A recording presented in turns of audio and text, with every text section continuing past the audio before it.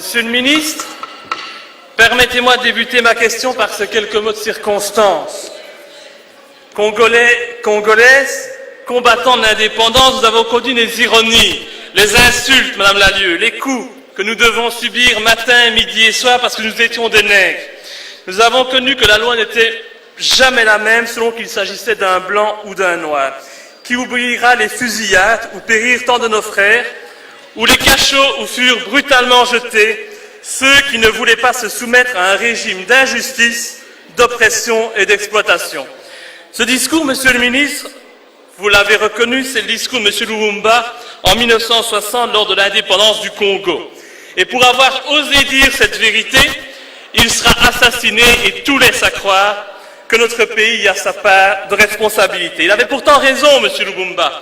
Et je regrette aujourd'hui, excusez-moi de parler fort, mais puisque le clan PS ne fait que parler, et je regrette aujourd'hui, Monsieur le ministre, d'être le seul à réclamer des excuses de la part de la Belgique pour les crimes et les méfaits commis durant la colonisation, pour l'esclavagisme et la torture. Le pire, M. Renders, c'est que depuis 1960, en fait, rien n'a changé.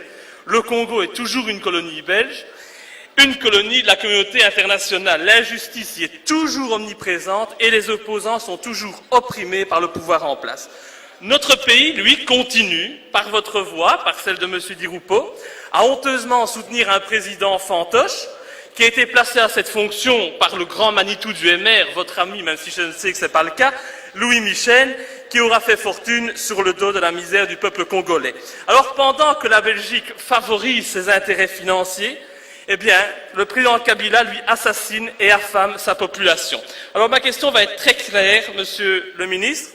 Avez-vous conscience qu'en maintenant votre soutien à un président contesté et contestable, et en niant la volonté de la population, vous rendez impossible la gestion du Congo qui risque de sombrer dans la guerre civile?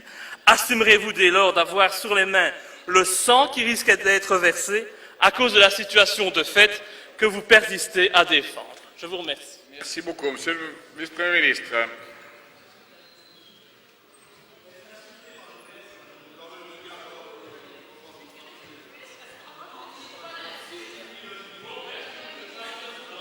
La parole est au vice-premier ministre et ministre des Affaires étrangères.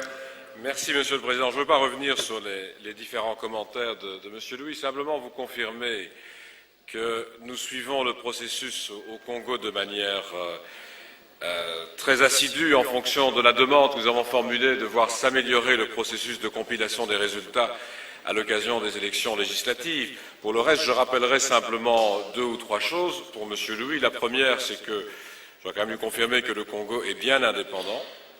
La décision est tombée déjà il y a quelque temps, Monsieur Louis. Le deuxième élément, c'est que les observateurs ont tous reconnu des irrégularités graves lors de l'élection présidentielle, mais comme je l'ai confirmé au nom de tout le gouvernement, il n'y a pas d'indication d'un changement du classement de l'ordre des candidats. Et 3, c'est la raison pour laquelle le Premier ministre a tenu, comme je l'avais fait déjà, à féliciter l'ensemble des forces congolaises, je le rappelle, pour leur participation au processus électoral et a tenu également à signaler au président Kabila que nous souhaitions poursuivre nos travaux en faveur de la population congolaise. Pour le reste, il n'y a aucun soutien en particulier à un régime ou à un autre.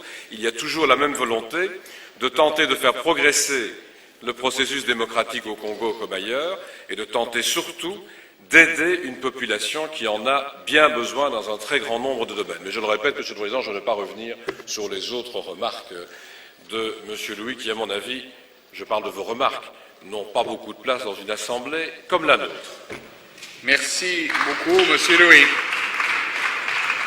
C'est évidemment beaucoup plus facile, Monsieur Renders, de ne pas en parler et de se voiler la face. Maintenant, je vous confirme que le Congo n'est pas indépendant puisque ce pays, et surtout le peuple congolais, n'a pas le droit d'élire son président et qu'avant d'être le président des Congolais, c'est le président de la communauté internationale pour permettre à cette même communauté internationale et à la Belgique de se servir des richesses du Congo alors que la population, elle, meurt de faim tous les jours quand elle n'est pas assassinée par Kabila que vous défendez.